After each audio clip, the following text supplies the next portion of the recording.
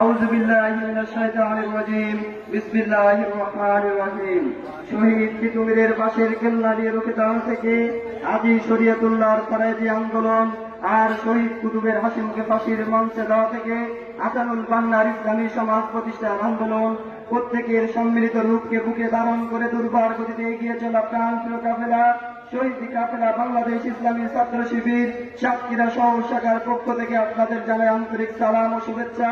আসসালামু আলাইকুম ওয়া রাহমাতুল্লাহি ওয়া বারাকাতুহু। সংগ্রামী উপস্থিতি বাংলাদেশের ছাত্র জনতার দুর্বল আন্দোলনের মুখে এদেশের স্বৈর শাসক রক্ত পিপাসু শেখ হাসিনা সরকার পেছনের দরজা দিয়ে পালিয়ে যেতে বাধ্য হয়েছে। সংগ্রামী উপস্থিতি, কেমনে থামাবো বলো এই ছাত্র জনতার গণদোয়া? কেননা পুরো বাংলাদেশ তো সুন্দরবন, আর এই বাংলাদেশের প্রত্যেকটা মানুষ তো বাঘের মতো। সংগ্রামী উপস্থিতি, বাংলাদেশের ছাত্র জনতা আর কোন বৈষম্যকে মেনে নেবে না, আর কোন অনিয়মকে মেনে নেবে না, আর কোন দুর্নীতিকে মেনে নেবে না।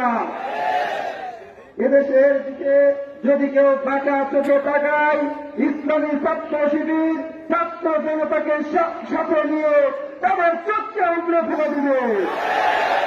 কেউ উপস্থিতি, এদেশকে নিয়ে যদি কেউ ষড়যন্ত্র করে, বাংলাদেশের মানুষকে সাথে নিয়ে তিতুমিরের বাস নিয়ে এদেশের মানুষ ঠান্ডা দিয়ে ঠান্ডা করে দিবে ইনশাআল্লাহ।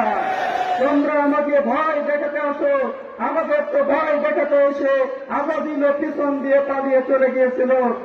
কাজী নজরুল ইসলাম বলেছিল, মুসলমানরা তো নিত্য ভিতরা ওরা মৃত্যু কোথায় খুঁজে বেড়ায়, মুসলমানদেরকে কখনো মৃত্যুর ভয় দেখাতে এসো না।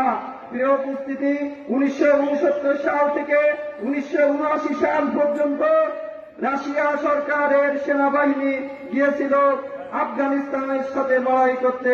সেখান থেকে তারা ম্যাচ জুড়িয়ে যখন পালিয়ে এসেছিল, তখন সেনাপ্রধানকে রাশিয়ার প্রেসিডেন্ট বলেছিল, তাদের কাছে তো কোনো অস্ত্র নেই, তোমাদের কাছে এত মারণাস্ত্র থাকতে কেন তাদের কাছে তোমরা বারবার পরিণত হচ্ছ?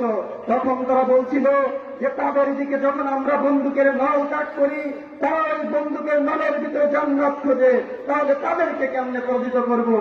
ছাত্র শিবিরের পক্ষ থেকে আপনাদেরকে মোবারকবাদ এবং ধন্যবাদ জানিয়ে আমি আমার কথা শেষ করছি। আমার তৌফিক ইল্লা বিল্লাহ। আসসালামু আলাইকুম ওয়া রাহমাতুল্লাহি ওয়া বারাকাতুহু।